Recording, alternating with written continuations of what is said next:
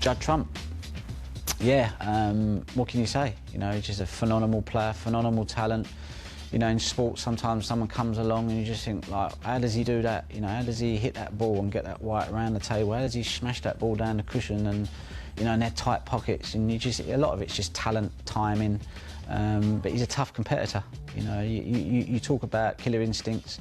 Yeah, he's definitely got it. You know, when someone loses, you know, you kind of, it's then that you realise what are they about, you know, and he doesn't like losing. You know, I hate losing, but I've had to learn to embrace it a bit and be a bit more philosophical because I'm a little bit older and you know, and I just want to play. You know, I'm not so bothered about winning. I'll probably win 5% of the tournaments I enter. So if I'm going to base my happiness on winning, I'm going to be miserable 95% of the time. So I've chose the option of just going, well, I've won my tournaments, I'm happy, I just love the game. Every now and again, I'll try and turn it on and can get a few wins.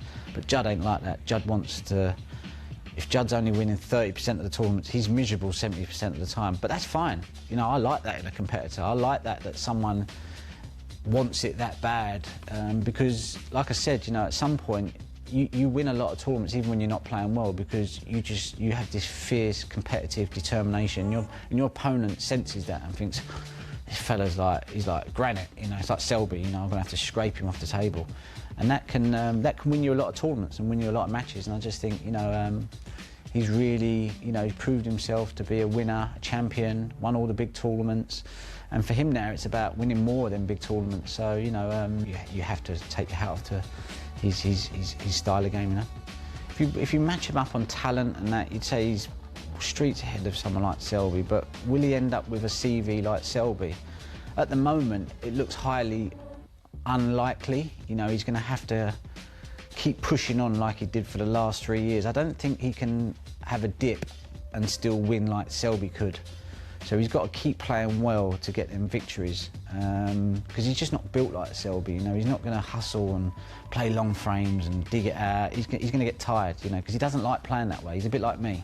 We want to pop balls, we want to score, we want to like fast, and that scoreboard is just like, the scores are just going like that.